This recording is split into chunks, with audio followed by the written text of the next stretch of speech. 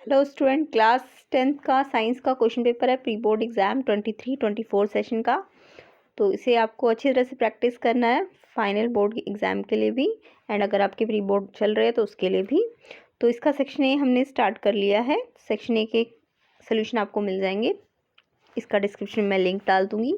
आज हम इसका सेक्शन बी का पार्ट करेंगे। तो चलिए स्टार्ट करते हैं सेक्शन बी से।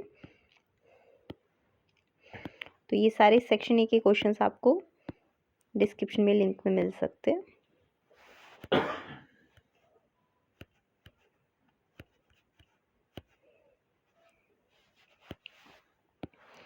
तो चलिए सेक्शन बी से स्टार्ट करते हैं। तो सेक्शन बी का 21st क्वेश्चन करेंगे। 21st क्वेश्चन है आपका, a clear solution of slate lime is made by dissolving CaOH2 is in excess of water. This solution is left exposed to air. The solution slowly goes milky as a faint white precipitate forms. तो solution जो होता है milky हो जाता है और white precipitate बना देता है. वाई अ फेंट वाइट प्रेसिपिटेट फॉर्म. तो इसका केमिकल इक्वेशन आपको बनाना है. तो देखिए स्लेट लाइम को आपने, स्लेट लाइम क्या होता है, कैल्शियम हाइड्रोक्साइड ना, इसको आपने किसके साथ,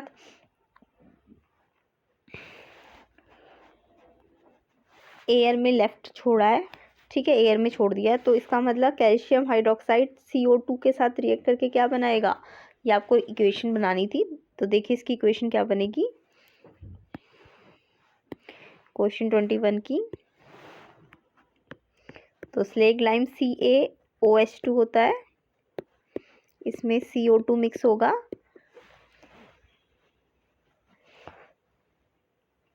जो एटमॉस्फेयर में प्रेजेंट होती है CO2, उससे ये कैल्शियम कार्बोनेट में कन्वर्ट हो जाएगा, कैल्शियम कार्बोनेट. ठीक है, CaCO3 और साथ में वाटर बनेगा. ठीक है, अब ये जो कैल्शियम कार्बोनेट होता है ये आपका क्या होगा, वाइट प्रेसिपिटेट होगा.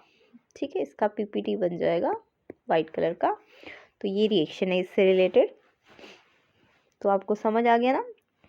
तो calcium hydroxide react with carbon dioxide present in the atmosphere to form calcium carbonate which result in milkiness, जिससे क्या हो जाएगा, मिल्कीनेस हो जाएगी. ठीक है, नेक्स्ट क्वेश्चन देखते हैं. नेक्स्ट क्वेश्चन इसका चॉइस वाला क्वेश्चन है. यहाँ पे आपको कहा गया कीर्ति ने क्या करा, डाइल्यूट हाइड्रोक्लोरिक एसिड ऐड किया 4 मेटल्स में, एंड उसके बाद उससे अपने ऑब्जर्वेशन रिकॉर्ड करती है. तो अगर HCl कॉपर के साथ अगर उसने मिक्स किया होता तो क्या गैस इवॉल्व होती. ये आपको पता है ना, मेटल के साथ जब भी कोई एसिड रिएक्ट करती है, अब यहाँ पे HCl है, तो अगर मेटल आपकी रिएक्टिव मेटल है, अगर ये मेटल रिएक्टिव है तो ये मेटल क्लोराइड बना देगी. और साथ में अब मेटल क्लोराइड में यहाँ Cl कितनी भी पावर हो सकता है, वो तो डिपेंड करेगा उसके फॉर्मूले में. एंड साथ में H2 गैस रिलीज होती है. ये जब भी कोई मेटल रिएक्टिव मेटल होती है, कौन सी मेटल होनी चाहिए, ये आपकी रिएक्टिव मेटल होनी चाहिए. अगर रिएक्टिव नहीं हुई तो H2 डिस्प्लेस नहीं होती है, अदरवाइज H2 डिस्प्लेस होगी, रिएक्टिव मेटल होगी. तो कॉपर में अगर HCl आप रिएक्ट करोगे, ऐड करोगे, तो कॉपर तो लेस रिएक्टिव मेटल है ना, तो ये तो कोई रिएक्शन करेगी ही नहीं, तो कोई गैस भी इवॉल्व नहीं होगी. तो ये गलत ऑप्शन है आपका. आयरन Fe होती है, Fe में HCl अगर आप डालोगे तो Fe जो है हाइड्रोजन से रिएक्टिविटी सीरीज में ऊपर होती है, तो रिएक्टिविटी सीरीज आपको आनी चाहिए. तो आयरन रिएक्टिव मेटल है, तो इसलिए वो हाइड्रोजन को डिस्प्लेस करेगी, यानी यहाँ गैस बनेगी. नेक्स्ट मैग्नीशियम है. मैग्नीशियम भी आपकी क्या होती है, रिएक्टिव मेटल होती है. ठीक है, तो यहाँ भी आपकी गैस बनेगी ना मैग्नीशियम के केस में हाइड्रोक्लोरिक एसिड के साथ. तो यहाँ नो लिखा है, बनेगी, यहाँ पे भी बनती है गैस, तो इन्होंने नो लिखा है, इसलिए ये ऑप्शन गलत है. जिंक भी आपको पता है HCl को, जिंक भी एक रिएक्टिव मेटल है, ये भी HCl में से क्या करेगी, H2 को रिलीज करेगी. तो ये भी आपका ठीक है. तो यानी कि यहाँ पे आंसर आपका ये आयरन वाला भी ठीक है और जिंक वाला भी ठीक है. और आपको फिर इन ऑब्जर्वेशन से रिएक्शंस बनाने थे, तो रिएक्शंस बना लेते हैं. तो कौन कौन से ऑब्जर्वेशन ठीक है, एक तो आयरन वाला और एक आपका जिंक वाला. मैग्नीशियम वाला H2 देगा, जबकि इन्होंने कहा है नो, तो इसलिए ये ऑप्शन गलत होगा आपका। तो चलिए इन दोनों के रिएक्शंस देख लेते हैं। तो यहाँ पे करेक्ट ऑब्जर्वेशन या ऑब्जर्वेशंस दो भी हो सकते हैं, उनको पहले तो चूज़ करना है। तो आयरन वाला ऑब्जर्वेशन ठीक है और जिंक वाला, और उसके बाद इनकी केमिकल इक्वेशंस बनानी है। तो देखिए इनकी केमिकल इक्वेशंस कैसे बनेंगी।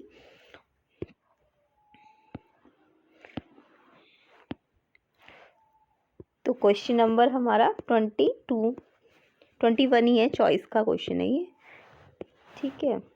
तो किस किस में ऑब्जर्वेशन ठीक है, एक तो आयरन के केस में ऑब्जर्वेशन ठीक है। अगर HCl के साथ रिएक्ट होगी आयरन, तो वो आयरन रिएक्टिव मेटल है, इसलिए वो H2 को रिलीज करेगी, ठीक है। और क्या बनाएगी, FeCl2, FeCl2, ठीक है। FeCl3 भी बना सकता है, क्योंकि आयरन की वैलेंसी 2 भी हो सकती है, 3 भी। तो FeCl2 हो या FeCl3 कुछ भी बन सकता है। बाकी इसको बैलेंस कर लेना आप। Cl2 2 है तो यहाँ पे 2, यहाँ पे आप 2 लगा दोगे, ठीक है। तो ये रिएक्शन बैलेंस्ड हो जाएगा। उसके बाद जिंक के साथ भी रिएक्शन हो सकता है। जिंक HCl के साथ H2 रिलीज करेगी, क्योंकि जिंक भी रिएक्टिव मेटल है, तो हाइड्रोजन डिस्प्लेस कर सकती है। तो ZnCl2 बन जाएगा। और मैग्नीशियम भी कर सकती है, बट वहाँ पे नो लिखा है, इसलिए वो ऑब्जर्वेशन आपका गलत है, ठीक है। मैग्नीशियम भी H2 रिप्लेस कर सकती है, ओके। तो वहाँ नो लिखा है, इसलिए वो ऑब्जर्वेशन गलत है। ये 2 ही ऑब्जर्वेशन ठीक है, इनके हमने रिएक्शंस लिख लिए। चलिए नेक्स्ट क्वेश्चन करते हैं।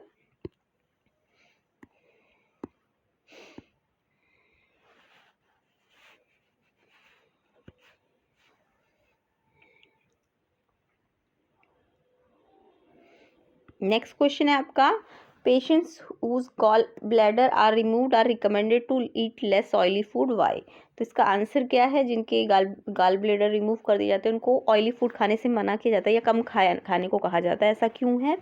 तो इसका रीज़न है आपका,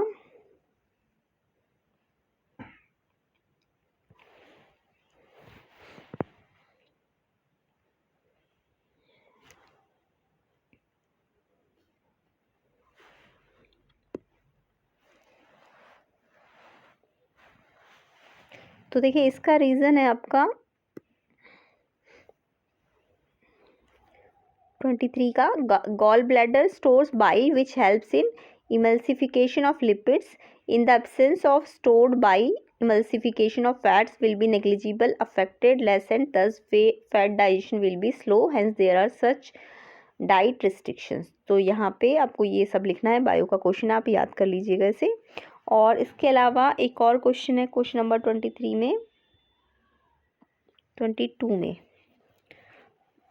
में आपको बोला है beating of heart and reflex action के बीच में डिफरेंस बताइए। तो ये भी आपका बायो का क्वेश्चन है, इसे आप नोट कर लीजिए और इसे आपको इनमें डिफरेंस के पॉइंट लिखने हैं, ठीक है।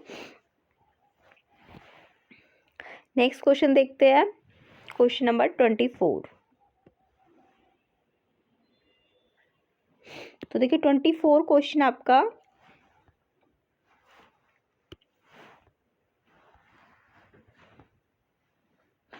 Name the substances other than water that are reabsorbed during urine formation. What are the 2 parameters that decide the amount of water that is reabsorbed, ठीक है। during urine formation what are the 2 parameters that decide the amount of water that is reabsorbed in the kidney। तो यहाँ भी आप answer इसका लिख सकते हो क्वेश्चन नंबर 24 का। ये भी आपका बायो का क्वेश्चन है। तो ये 24 क्वेश्चन का आंसर क्या है, glucose, amino acid, salt and major amount of water are selectively reabsorbed at the urine flow along the tube. Amount of water reabsorbed depend on how much excess water there is in the body and on how much of dissolved waste there is to be excreted. Okay, next question number 25 देखते हैं।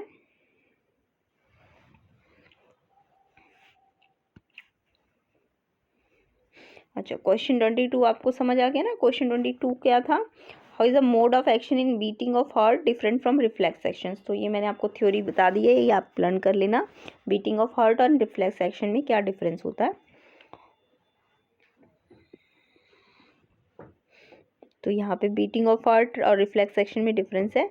Beating of heart involuntary actions are the action which are not controlled by our will and reflex actions वो होते हैं जो sudden action response to something, जो किसी के response में होते हैं। बाकी they do not need any kind of stimulus to work, और जो आपका रिफ्लेक्स है उनको stimulus for the action required होता है। And beating of heart actions are regulated by the brain होते हैं, जबकि ये action regulated by the spinal cord होते हैं reflex actions. They do not involve skeletal muscle, और जबकि जो आपके रिफ्लेक्स होते हैं उनको स्केलेटल मसल की रिक्वायरमेंट होती है, इन्वॉल्व होते हैं वहाँ पे। ठीक है, तो ये सब इंपॉर्टेंट पॉइंट्स हैं, ये आप नोट कर लेना। चलिए नेक्स्ट क्वेश्चन देखते हैं।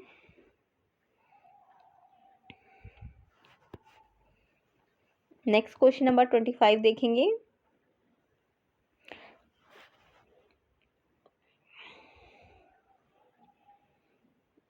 क्वेश्चन नंबर 25 में आपका ये रेडिएशन फ्रॉम द सन का मतलब वाइट लाइट जा रही है प्रिज्म से, ये वाइट लाइट है, ये प्रिज्म से पास हो रही है। अब देखो ये क्या होगी, ये जब भी प्रिज्म के अंदर जाएगी और बाहर निकलेगी तो ये क्या होगी, 7 अलग अलग कलर्स में डेविएट हो जाएगी। तो ये अगर वाइट लाइट इंसिडेंट वाली ये वाली लाइन है, ये वाली लाइन देखो, ये इंसिडेंट लाइन है ना, इसे अगर हम एक्सटेंड करें तो ये इंसिडेंट लाइन है। अब इंसिडेंट लाइन देखो येलो कलर के साथ तो छोटा एंगल बना रही है और ब्लू कलर के साथ बड़ा एंगल बना रही है ना। तो यानी कि येलो का डेविएशन एंगल छोटा है, येलो का डेविएशन एंगल क्या होगा, छोटा होगा। येलो का डेविएशन एंगल छोटा होगा किससे, ब्लू से। ठीक है, डी मतलब डेविएशन एंगल। तो अगर येलो का डेविएशन कम है तो डेविएशन किसका कम होता है, जिसकी वेवलेंथ ज़्यादा होती है। तो येलो का वेवलेंथ का मतलब लेमडा से होता है, लेमडा ऑफ येलो कलर। तो वेवलेंथ लिख लो, चाहे डब्ल्यू लिख देती हूँ। वेवलेंथ ऑफ येलो कलर क्या हो जाएगी, ज़्यादा हो जाएगी किससे, वेवलेंथ ऑफ ब्लू कलर से। क्यों, क्योंकि जिसका एंगल छोटा होता है यानी वो कम डेविएट होता है, येलो के साथ इंसिडेंट का छोटा एंगल बन रहा है जबकि ब्लू के साथ बड़ा एंगल बन रहा है, इसलिए डेविएशन येलो का कम हुआ है। लीस्ट डेविएट तो वैसे रेड कलर होता है, तो सबको पता है ना, बट येलो ऊपर है क्योंकि तो वो छोटा एंगल बना रहा है, इसलिए वो उसका डेविएशन कम है, और ब्लू का डेविएशन ज़्यादा है। और डेविएशन जिसका कम हो उसकी वेवलेंथ जो होती है ज़्यादा होती है, क्योंकि वेवलेंथ जो होती है वो डेविएशन एंगल के इन्वर्सली होती है। डेविएशन जितना ज़्यादा होता है ना, डेविएशन जितना कम होगा वेवलेंथ उतनी क्या होगी, ज़्यादा होगी। इसलिए रेड कलर का डेविएशन सबसे कम होता है, तो वेवलेंथ रेड कलर की सबसे ज़्यादा होती है। तो डेविएशन यहाँ पे येलो का कम हुआ है, ब्लू का ज़्यादा हुआ है। क्यों हुआ है, क्योंकि एंगल यहाँ छोटा बन रहा है और ब्लू के केस में एंगल बड़ा बन रहा है। तो इसका मतलब वेवलेंथ येलो की आपकी ज़्यादा होगी। तो आपको यही पूछा किसकी वेवलेंथ ज़्यादा है, तो आप क्या लिखोगे, इसका आंसर येलो। ठीक है, और ये फिनोमिना पूछा था आपसे, state the phenomena observed in the above diagram. तो यहाँ पे प्रिज्म में कौन सा फिनोमिना होता है, डिस्पर्शन। ये तो सबको पता है ना, प्रिज्म का फिनोमिना क्या होता है, डिस्पर्शन। तो यहाँ पे आपको डिस्पर्शन लिखना है।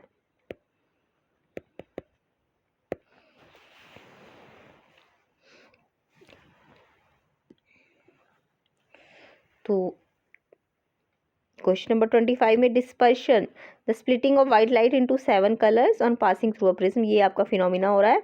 उसके अलावा वेलोसिटी क्या होती है, डायरेक्टली प्रोपोर्शनल टू वेवलेंथ होती है गिवन कांस्टेंट फ्रीक्वेंसी में। सो येलो की ग्रेटर वेवलेंथ है क्योंकि velocity of yellow light greater than blue होती है। या फिर आपको मैंने बता दी डेविएशन येलो का कम हुआ है, इसलिए वेवलेंथ येलो की ज़्यादा हो जाएगी। ठीक है, नेक्स्ट क्वेश्चन देखेंगे।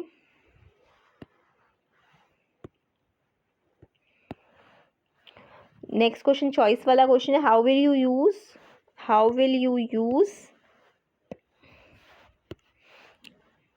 two identical prisms so that a narrow beam of white light incident on one prism emerge out of the second prism as white light। मतलब पहले प्रिज्म से आपने व्हाइट लाइट पास की और दूसरे प्रिज्म से भी क्या निकलनी चाहिए, व्हाइट लाइट ही निकलनी चाहिए। तो कैसे दो प्रिज्म बनाए जाएंगे कि पहले से भी व्हाइट लाइट जाए इंसिडेंट हो और दूसरे से निकलने वाली लाइट भी व्हाइट लाइट हो।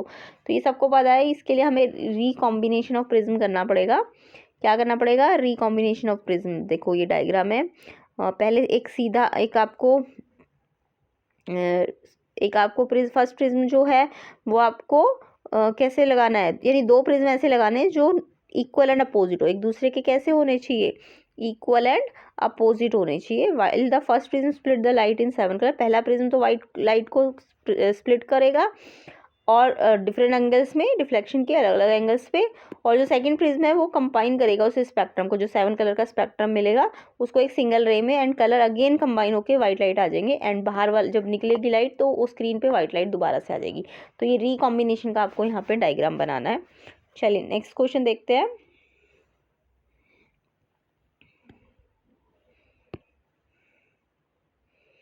नेक्स्ट क्वेश्चन है question number 26। A lot of waste is generated in neighbourhood में बहुत ज़्यादा वेस्ट जनरेट होता है। However almost all of it is biodegradable, ज़्यादातर बायोडिग्रेडेबल होता है। बायोडिग्रेडेबल का मतलब जो डिकम्पोज हो जाए। What impact will it have on the environment of human health. तो बट बायोडिग्रेडेबल का इन्वायरमेंट पे इफेक्ट क्या होगा, या फिर जो भी वेस्ट है उसका इन्वायरमेंट पे क्या इफेक्ट पड़ेगा। तो यहाँ पे आंसर देखिए, इसका बायो का क्वेश्चन है, ये आप याद करेंगे। तो excess generation of biodegradable waste can be harmful. तो कभी कभी बायोडिग्रेडेबल वेस्ट भी क्या हो जाता है, हार्मफुल हो जाता है। वैसे तो बायोडिग्रेडेबल नॉन बायोडिग्रेडेबल से कम हार्मफुल है क्योंकि वो डिकम्पोज हो जाता है, बट बायोडिग्रेडेबल भी हार्मफुल हो सकता है। क्यों? क्योंकि अगर ज़्यादा हो जाए। तो फर्स्ट पॉइंट है इसका, it's decomposition is slow process. इसका जो डिकम्पोजिशन होता है वो बहुत धीरे धीरे होता है, leading to production of foul smell and gases. जिससे क्या होगा, ये बहुत धीरे धीरे प्रोसेस होगा तो इससे फॉल स्मेल आएगी, गैसेज बनेगी। ठीक है ना। जैसे आपके घरों में अगर थोड़े दिन तक बायोडिग्रेडेबल वेस्ट पड़ा भी रह जाए, पत्तियाँ, फ्रूट वगैरह, तो उनमें से 1-2 दिन बाद के बाद क्या आने लगती है, स्मेल आने लगती है ना, और गैसेस प्रोडक्शन होने लगती है। तो ये ऐसा नहीं कि बायोडिग्रेडेबल भी अच्छा होगा। हाँ, नॉन बायोडिग्रेडेबल के कंपैरिजन में ठीक है, बट उसके भी कुछ हार्मफुल इफेक्ट हो सकते हैं। तो क्योंकि इसका डिकम्पोजिशन स्लो है जिससे फॉल स्मेल गैसेस बनेंगी। उसके अलावा सेकेंड पॉइंट है, it can be breeding ground for germs that create unhygienic condition. और इसके अलावा ये ब्रीडिंग ग्राउंड बन सकता है, मतलब जर्म्स पैदा हो सकते हैं जिससे अनहाइजीनिक कंडीशन होगी। तो बायोडिग्रेडेबल के भी क्या हो सकते हैं, हार्मफुल इफेक्ट हो सकते हैं। ठीक है।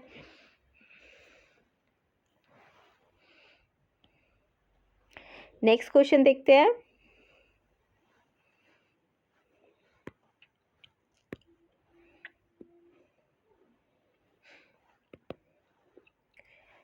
नेक्स्ट क्वेश्चन आपका क्वेश्चन नंबर 27 है।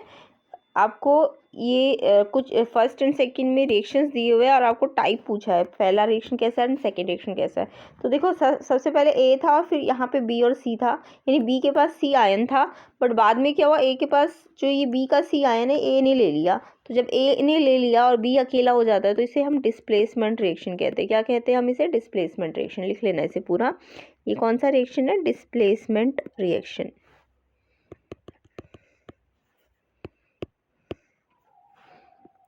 डिस्प्लेसमेंट रिएक्शन, ठीक है, ये डिस्प्लेसमेंट रिएक्शन है। अब दूसरे वाले में अगर हम देखें, पहले ए के पास बी है, फिर सी के पास भी डी है, बट बाद में क्या हुआ, ए के पास सी आ गया और बी के पास डी, यानी ए ने डी को ले, ए ने सी को लिया और बी ने डी को लिया, तो आयन का एक्सचेंज हुआ है आपस में। तो यहाँ पे डबल डिस्प्लेसमेंट हुआ है। क्या हुआ है? डबल डिस्प्लेसमेंट रिएक्शन हुआ है। ठीक है। तो जब आपस में आयन एक दूसरे के चले जाते हैं तो डबल डिस्प्लेसमेंट, और अगर एक ही आयन लेगा और दूसरा अकेला हो जाएगा, लेफ्ट अलोन हो जाएगा, तो वो डिस्प्लेसमेंट रिएक्शन होता है।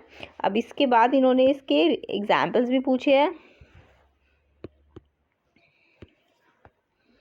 तो identify the type of reaction mentioned above first and second, और फिर उनके एक एक एग्जाम्पल बनाने हैं और बैलेंस केमिकल इक्वेशन के साथ। तो ये आप एग्जाम्पल्स बना लेना इसके।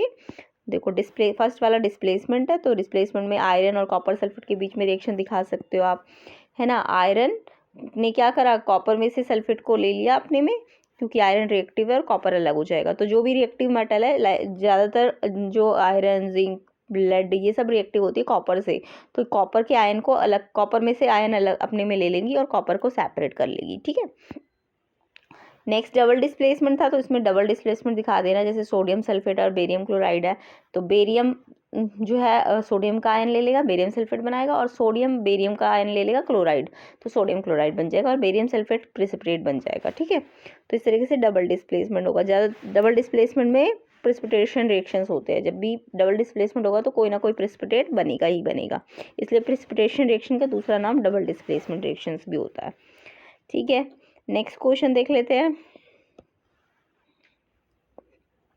नेक्स्ट क्वेश्चन आपका क्वेश्चन नंबर 28 है। तो यहाँ पे आपको दिख रहा है कि यहाँ पे ब्राइन लिखा है, ब्राइन सोल्यूशन है। ब्राइन सोल्यूशन के अलावा यहाँ पे वाटर भी है और साथ में Na+ के आयन है और OH- के आयन है और यहाँ से सोडियम हाइड्रोक्साइड बन रहा है। ठीक है, तो ये हमें कुछ कुछ पता चल रहा है कि ब्राइन का मतलब क्या होता है। ब्राइन का मतलब होता है NaCl एक्वस को जब हम पानी के साथ मिक्स करते हैं, जब हम NaCl एक्वस को पानी के साथ मिक्स करते हैं, NaCl का जो एक्वस सोल्यूशन होता है, एक्वस सोल्यूशन, वो ब्राइन सोल्यूशन होता है। और पानी में मिक्स करेंगे तो क्या क्या बनेगा, इसमें बनता है आपका एक NaOH बनता है, एक H2 बनता है और एक Cl2 बनता है। और यहाँ पे इस प्रोसेस का एक स्पेशल नाम होता है। इस प्रोसेस का नाम क्या है, ये NaCl ब्राइन सोल्यूशन का जो रिएक्शन होता है वाटर के साथ, और जिसमें एक आपको एल्कली मिलती है और एक क्लोरीन गैस मिलती है, इसको हम कहते हैं क्लोर एल्कली प्रोसेस। ये इंपॉर्टेंट है, ये कौन सा प्रोसेस होता है, क्लोर एल्कली प्रोसेस है ये। ठीक है, तो सबसे पहले तो आपको आइडेंटिफाई करनी है गैसेस, एनोड पे कौन सी गैस बनेगी और कैथोड पे। तो देखो एनोड कैसा टर्मिनल होता है, ये मैंने पहले भी बताया आपको। एनोड जो होता है वो आपका पॉजिटिव टर्मिनल होता है। पॉजिटिव टर्मिनल में नेगेटिव जाएगी, तो यहाँ पे नेगेटिव आयन कौन सा है, Cl का। तो पॉजिटिव टर्मिनल है तो इसमें यहाँ पे Cl गैस जाएगी, Cl2 गैस। ठीक है, और जो आपका कैथोड होता है, कैथोड आपका कौन सा टर्मिनल होता है, नेगेटिव टर्मिनल होता है। तो यहाँ पे पॉजिटिव गैस जाएगी, यानी कि पॉजिटिव गैस का मतलब H2 गैस जाएगी यहाँ पे। ठीक है, तो H2 आपकी कहाँ पे जाएगी, कैथोड में, और Cl2 गैस कहाँ जाएगी, आपकी एनोड में, ये याद रखना। तो कौन गैसेस पूछिए एनोड और कैथोड में, तो एनोड में आपकी Cl2 गैस होगी और कैथोड में आपकी H2 गैस होगी। इसके बाद इस प्रोसेस का नाम पूछा है, क्लोरएल्कली प्रोसेस। क्यों है इसका नाम ऐसा, क्योंकि इसके अंदर क्लोरीन और एक बेस बना है। इस प्रोसेस में एक तो क्लोरीन गैस बनी है और एक बेस बना है, सोडियम हाइड्रोक्साइड, इसको हम कास्टिक सोडा कहते हैं। ठीक है, उसके बाद ये रिएक्शन बनाना था, तो ये मैंने रिएक्शन आपको पहले ही बना दिया। चलिए इसको एक बार ऐसे देख भी लेते हैं। तो सबसे पहले इसका आंसर पूछा था, एनोड में क्लोरीन गैस बनेगी, कैथोड में आपकी हाइड्रोजन गैस बनेगी। और सेकंड इसका प्रोसेस का नाम पूछा है, क्लोर एल्कली प्रोसेस। क्यों, क्योंकि इसमें जो प्रोडक्ट मिले आपको, एल्कली मिले है, क्लोरीन गैस मिली है और हाइड्रोजन गैस मिली है। तो आपको क्लोरीन भी मिली है और एल्कली भी मिली है, इसलिए इसका नाम क्लोर एल्कली प्रोसेस होता है। नेक्स्ट इसका रिएक्शन मैंने आपको बता दिया। अच्छा हाँ, बस इसमें एक ध्यान रखना, एरो के ऊपर इलेक्ट्रिक करंट जरूर लिखना, क्योंकि आपका इसका जब आप NaCl ब्राइन सोल्यूशन का वाटर के साथ इलेक्ट्रोलिसिस करोगे तभी आपको ये सब मिलता है। तो इलेक्ट्रिक करंट भी एरो के ऊपर जरूर लिखना। नेक्स्ट क्वेश्चन है आपका,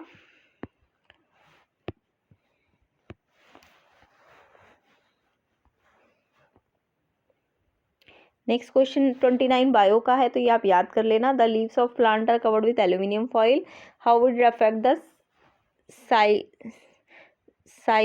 साइकोलॉजी ऑफ प्लांट। तो इससे कैसे उसकी प्लांट इफेक्ट होगा एल्यूमिनियम फॉइल को अगर आप लीव्स को कवर कर दोगे। सेकंड क्वेश्चन है इसका, how is lymph an important fluid involved in transportation, if lymphatic vessel get blocked how will it affect the human body, elaborate. तो इसको आप आंसर को पढ़ सकते हो और याद कर लेना, बायो का क्वेश्चन है ये। तो यहाँ पे लीव को अगर कवर कर देंगे तो नो फोटोसिंथेसिस विल अकर, कोई फोटोसिंथेसिस नहीं होगा, ग्लूकोज भी नहीं बनेगा, also no respiration will take place as no oxygen will be taken in. ठीक है, उसके अलावा उसके अलावा क्या होगा, नो ट्रांसपिरेशन विल अकर कुछ ट्रांसपिरेशन भी नहीं होगा, तो यानी कि अपवर्ड मूवमेंट भी नहीं होगी पानी और मिनरल्स की, है ना, सॉइल से ऊपर नहीं जाएगा पानी मिनरल, तो ट्रांसपिरेशनल पुल भी नहीं मिलेगा। टेम्परेचर रेगुलेशन लीव सरफेस का अफेक्टेड हो जाएगा, तो इस सब अफेक्ट पड़ेगा अगर आप लीव को किससे कवर कर दोगे, एल्यूमिनियम फॉइल से। ठीक है, नेक्स्ट आपको पूछा था लिम्फ में, लिम्फ इंपॉर्टेंट फ्लूइड है, तो lymph carries digested and absorb fat, कहाँ से लेके जाती है, फ्रॉम इंटेस्टाइन, एंड ड्रेन करती है उसको, एक्सेस फ्लूइड को, from extra cellular space back into the blood. Blockage of lymphatic system अगर हो गया तो इससे it will lead to water retention, कमी हो जाएगी, and poor fat absorption in the body. तो ये रिजल्ट होगा इसका। नेक्स्ट क्वेश्चन आपका क्वेश्चन नंबर 30 देखेंगे। क्वेश्चन नंबर 30 में पूछा है, Rohit want to have an erect image of an object using converging mirror. अब देखो आपका कन्वर्जिंग मिरर है, कन्वर्जिंग मिरर मतलब कॉन्वेक्स मिरर। कन्वर्जिंग कौन सा मिरर होता है, कॉनकेव मिरर होता है, सॉरी कॉनकेव मिरर। तो आपको कॉनकेव मिरर बोला है, फोकल लेंथ 40 सेंटीमीटर है। अच्छा, कॉनकेव मिरर की फोकल लेंथ कैसी होती है, नेगेटिव होती है। जब भी कॉनकेव मिरर हो या कॉनकेव लेंस भी हो तो भी फोकल लेंथ नेगेटिव होती है। कॉन्वेक्स की पॉजिटिव होती है, कॉनकेव की नेगेटिव होती है। तो आपको पूछा है range of distance where the object can be placed in front of the mirror. तो रेंज ऑफ डिस्टेंस कितनी होनी चाहिए कि ऑब्जेक्ट अगर इन फ्रंट ऑफ मिरर रखा हो। उसके अलावा इसका रे डायग्राम बनाना है और state on use of mirror, इस मिरर का यूज़ बताना है इमेज फॉर्मेशन कैसी इस टाइप के जो आपको डायग्राम बनाने को कहा है उसके अकॉर्डिंग इसका कहाँ पे यूज़ होता है। तो देखो सबसे पहले तो इसका आपको ऑब्जेक्ट का वो बताना था कितने डिस्टेंस पे रखेंगे। तो इसका आपको फोकल लेंथ 40 दिया है ना, तो फोकल लेंथ 40 है तो ऑब्जेक्ट को आपको 0 से 40 डिस्टेंस पे ही रखना पड़ेगा।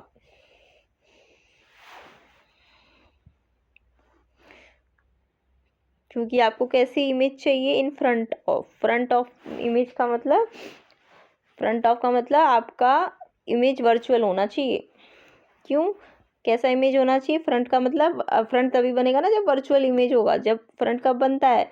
जब आपका वर्चुअल इमेज होता है। तो this is because image is virtual है, इरेक्ट एंड मैग्नीफाइड है, इसलिए ऑब्जेक्ट फोकल लेंथ से पीछे नहीं जा सकता, फोकल लेंथ के अंदर अंदर आना चाहिए और बिल्कुल फोकल लेंथ पे भी नहीं आना चाहिए। क्योंकि आपको ये भी पता होना चाहिए फोकल लेंथ पे आएगा अगर ऑब्जेक्ट तो इमेज कहाँ चली जाएगी? इन्फिनिटी पे चली जाएगी। इसलिए रेंज 0 से शुरू होकर 40 तक होनी चाहिए, 40 भी नहीं होनी चाहिए, जस्ट 0 से 40 होनी चाहिए। तो अगर जब भी आपको ऑब्जेक्ट मतलब image in front of mirror चाहिए होगी, मतलब ऑब्जेक्ट कहाँ रखे कि आपको इमेज कैसी दिखाई दे? बिहाइंड द मिरर दिखाई दे, ठीक है। तो वहाँ पे आपको ऑब्जेक्ट डिस्टेंस 0 से लेके फोकल लेंथ से, मतलब फोकल लेंथ के अंडर रखना चाहिए। 0 से 40 भी नहीं रखना चाहिए क्योंकि वो फोकल लेंथ पे बन जाएगा। और फोकल लेंथ पे तो आपको रूल पता है ना, कॉनकेव मिरर में अगर ऑब्जेक्ट फोकल लेंथ पे होता है तो इन्फिनिटी पे इमेज चली जाती है। तो आपको इन्फिनिटी पे नहीं चाहिए, आपको वर्चुअल इमेज चाहिए। वर्चुअल इमेज हमेशा तभी आएगी जब आप रेंज कितनी रखोगे? 0 से लेके फोकल लेंथ तक। फोकल लेंथ आपकी 40 है, 40 भी नहीं रखना, ये याद रखना। इसलिए 0 से 40 का मतलब 40 इंक्लूड नहीं है इसके अंदर। तो अगर मान लो ये फोकल लेंथ 20 बोलते तो आपको अगर वर्चुअल इमेज चाहिए होती तो आपको ऑब्जेक्ट कहाँ पे रखना होता? 0 से 20 के बीच में, ठीक है, बिटवीन लिखना है यहाँ पे। क्योंकि 0 से 20 का मतलब 20 इंक्लूडेड नहीं होगा या 40 इंक्लूडेड नहीं होगा। तो जितनी फोकल लेंथ दे उसी के अंडर आपका ऑब्जेक्ट प्लेस करना पड़ेगा ताकि इमेज कैसी आ जाए? वर्चुअल इरेक्ट आ जाए और मैग्नीफाइड आ जाए। ओके, ये इसका आपको डायग्राम बनाना आना चाहिए। यहाँ पे ऑब्जेक्ट को फोकल लेंथ से पहले रखना, ये गलत बनाया है, ए बी को आपको एफ से पहले रखना है, ठीक है। तभी आपको यहाँ पे कॉनकेव मिरर कैसी इमेज बना के देगा? वर्चुअल इमेज बना के देगा।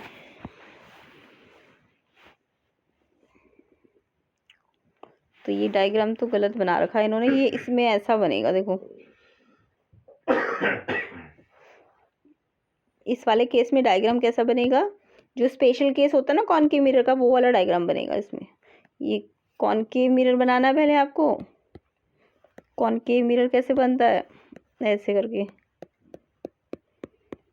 उसके बाद इसकी ये प्रिंसिपल एक्सिस बना देना, ये सब कुछ इसके कंपास वगैरह से बनाना है।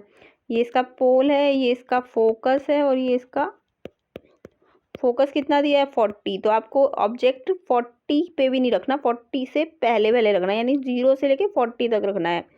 0 से 40 तक, 0 से 40 के बीच में, 40 भी नहीं होना चाहिए आपका। जितना फोकल लेंथ होगा उसके बीच में रखना होगा आपको ऑब्जेक्ट, ठीक है। तो ऑब्जेक्ट आप फोकल लेंथ से थोड़ा सा पहले रख दो। फोकस पे भी रखोगे तो आपका इन्फिनिटी पे चला जाएगा। तो पहली लाइट कैसे भेजते हैं? पैरेलल लाइट कहाँ से पास होती है? पैरेलल लाइट कहाँ से रिफ्लेक्ट हो जाती है? फोकस से। दूसरी लाइट आपको, इसमें तो 2F नहीं होता ना, इसमें C होता है। ये 2F नहीं होगा, C होगा। मिरर है ना ये, तो मिरर में C होता है, सेंटर ऑफ कर्वेचर। तो दूसरी रे आपको कैसे भेजनी है? पहली तो आपने पैरेलल भेजी तो फोकस से चली जाएगी, दूसरी आपको C से भेजनी है और इस ऑब्जेक्ट के वर्टेक्स ऊपर हाइट से होते हुए जानी चाहिए।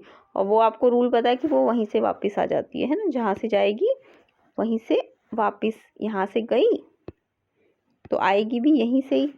तो यानी कि अब यहाँ पे तो ये डाइवर्ज हो रही है इस साइड आके, तो ये डाइवर्ज हो रही है, तो ये आपको मीट कहाँ करनी पड़ेगी? इसको यहाँ पे मीट करवाना पड़ेगा। तो यहाँ पे ये कैसी इमेज मिल जाएगी आपको? Virtual erect. तो ये A डैश B डैश आपको दिख रहा है ना, प्रिंसिपल एक्सिस के ऊपर ही बन रहा है, तो ये वर्चुअल इरेक्ट बन जाएगा। कैसा बन जाएगा? Virtual erect. तो अगर आपको वर्चुअल इरेक्ट चाहिए तो आपकी कितना रेंज होना चाहिए, 0 से 40। और इसी का यूज़ हम कहाँ करते हैं, देखो इसका अगर इस वाले केस का अगर हमें यूज़ करना है तो इसको हम as a shaving mirror use करते हैं डेंटिस्ट, ताकि टीथ की कैसी इमेज बन जाए, इन लार्ज इमेज बन जाए।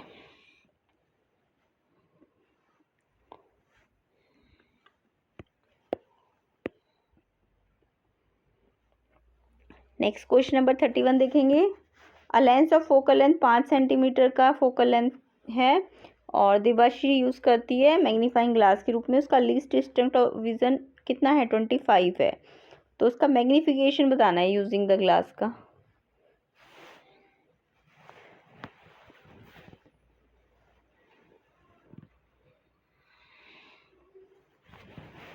और उसके अलावा उसने एक book distance 10 centimetre from her eyes रखती है और रीड करना चाहती है, बट वो फिर भी रीड नहीं कर पा रही। इसका रीज़न क्या है, तो देखिए इसका क्या है आंसर।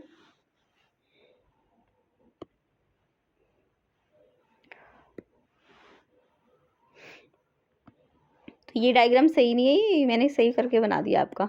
31 देखिए, इमेज डिस्टेंस आपको -25 दिया है और फोकल लेंथ आपको 5 सेंटीमीटर दी है और मैग्नीफिकेशन निकालना है। तो आप लेंस फॉर्मूला लगाओगे 1/f 1/v - 1/u और यहाँ से 1/u निकालोगे। ये तो सबको फॉर्मूला लगाना आता ही होगा। तो 1/u आपका -6/25 आ जाएगा। तो ऑब्जेक्ट डिस्टेंस निकालने के लिए u को उल्टा करना, तो -25/6 आ जाएगा। और फिर आपको मैग्नीफिकेशन निकालना है, तो v/u होता है लेंस में, तो ये आंसर 6 आ जाएगा इसका। और क्यों नहीं दिखाई दे रहा उसे 10 सेंटीमीटर पे, इसका सेकंड पार्ट था क्योंकि least distance of distinct vision 25 होती है। मिनिमम डिस्टेंस 25 होनी चाहिए, अगर उससे कम होगी तो उसे दिखाई नहीं देगा, इसलिए उसे दिखाई नहीं दे रहा 10 सेंटीमीटर पे। ओके, नेक्स्ट क्वेश्चन देखेंगे।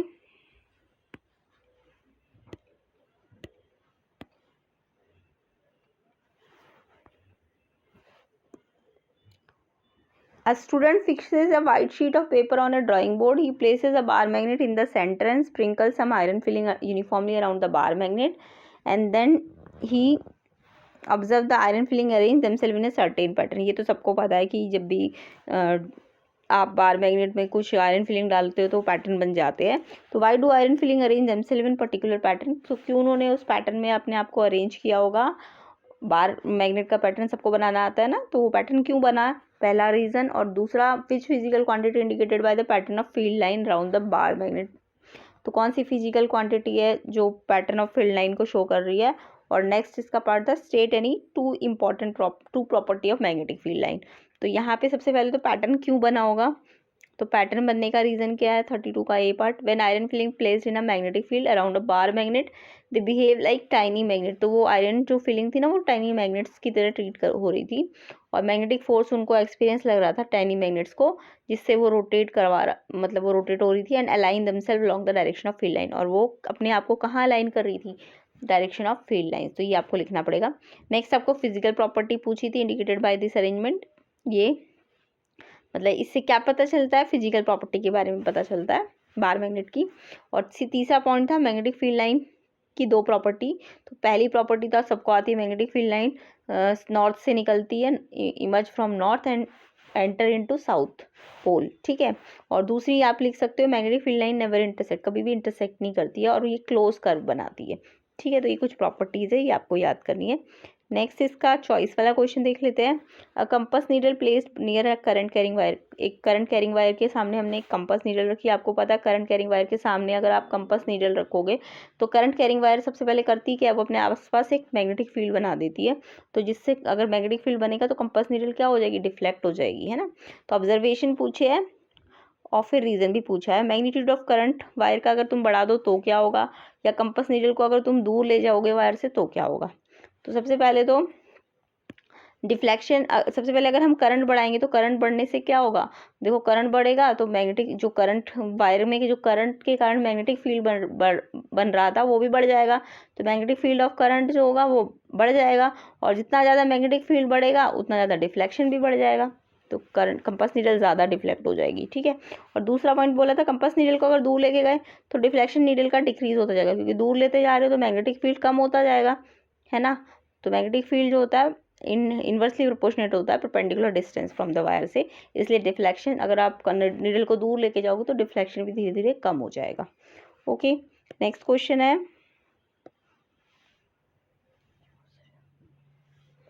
नेक्स्ट क्वेश्चन नंबर 33 है, why is damage to the ozone layer as a cause for concern, what are the causes and what steps are being taken to limit this damage. तो क्यों ozone layer का जो damage है वो concern का कारण है, और इसके कॉजेज क्या है इसके डैमेज के, और क्या स्टेप्स उठाने चाहिए ताकि इसको कम किया जा सके इसके डैमेज को। तो ये भी आपको सबको पता होगा, damage to the ozone layer is a cause for concern because ozone layer क्या करती है, शील्ड करती है surface of earth from harmful UV radiation. जो सन से हार्मफुल यूवी रेडिएशंस आती है उनसे वो हमको क्या करती है, प्रोटेक्शन देती है, शील्ड देती है। सन में से जो अल्ट्रावायलेट हार्मफुल रेडिएशन आती है वो उनसे हमें प्रोटेक्ट करती है। क्यों? क्योंकि वो यूवी रेडिएशन जो होती है ना कॉज करती है skin cancer in human being. जब वो हमारी डायरेक्ट स्किन पे पड़ेगी तो वो हमारी बॉडी स्किन कैंसर कर देगी, इसलिए वो नहीं आनी चाहिए डायरेक्ट अर्थ में। इसलिए ओजोन लेयर क्या कर रही है, उसको शील्ड कर रही है, उसको छान रही है जो अल्ट्रावायलेट रेज है, और बिल्कुल साफ रेडिएशन ही नीचे भेजती है अर्थ पे। तो सिंथेटिक केमिकल जैसे लाइक क्लोरोफ्लोरोकार्बन जो होते हैं ये कहाँ यूज़ किए जाते हैं, रेफ्रिजरेटर्स में, फायर एक्सटिंग्विशर्स में। ये ओजोन लेयर को क्या कर रहे हैं, डिप्लेट कर रहे हैं, क्योंकि ये ओजोन के साथ रिएक्ट कर देते हैं। ओजोन के साथ क्या करते हैं, रिएक्शन करते हैं, और ओजोन में होल कर देते हैं, थिक, उसको थिन कर देते हैं। तो CFC केमिकल पूछा था, तो CFC है जो कहाँ पाया जाता है, रेफ्रिजरेटर, फायर एक्सटिंग्विशर्स में या ACs में। तो वो डिप्लेशन ऑफ ओजोन लेयर का मेन रीज़न है।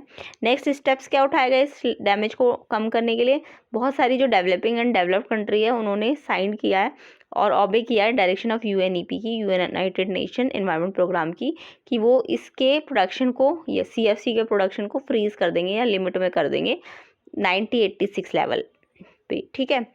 तो इसके लिए ये स्टेप उठाए गए इसको कम करने के लिए। तो इस तरीके से हमारा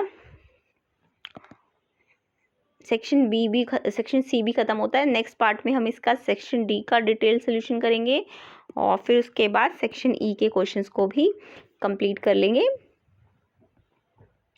सेक्शन E के केस स्टडी भी हम नेक्स्ट पार्ट में कर लेंगे। तो वीडियो को शेयर ज़रूर कीजिए, चैनल को सब्सक्राइब कर लीजिए।